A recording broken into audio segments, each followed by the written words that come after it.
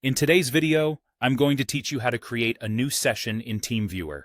Whether you're a seasoned pro needing a refresher or entirely new to Teamviewer, by the end of this guide, you'll be ready to start a remote support session with ease. So let's dive right into it. First, you need to open your web browser.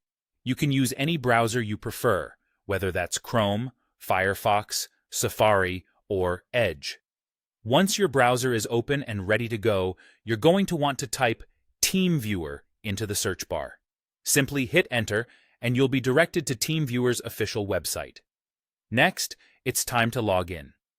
Teamviewer offers a couple of convenient login options. You can sign in using your email and password if you already have an account. Alternatively, if your organization has provided you with single sign-on (SSO) capabilities, you can make use of that as well. Both options will land you on the Teamviewer remote web client page once logged in. Now that you're logged in, turn your attention to the remote support section.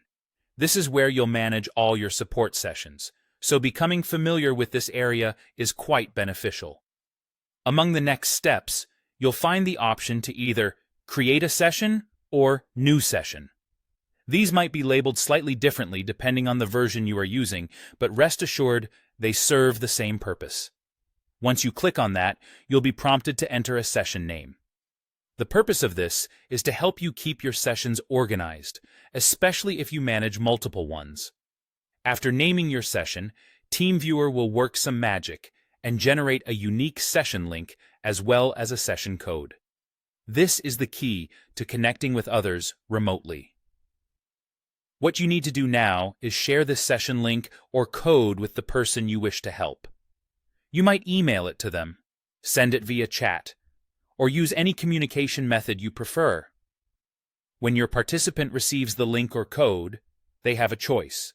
They can click the link, which will launch the session on their Teamviewer application, or they can manually enter the session code in their version of Teamviewer. If they don't already have Teamviewer installed, no worries. They can download the Quick Support module. This handy tool doesn't require installation and allows them to join your session quickly and efficiently. Finally, once your participant joins using the link or code, your session will begin automatically. From here, you're now fully empowered to provide remote support, troubleshoot issues, or collaborate on any task remotely. And that's it. With these steps, you're all set to create a new session in Teamviewer swiftly and effortlessly. Thanks for watching, and happy computing.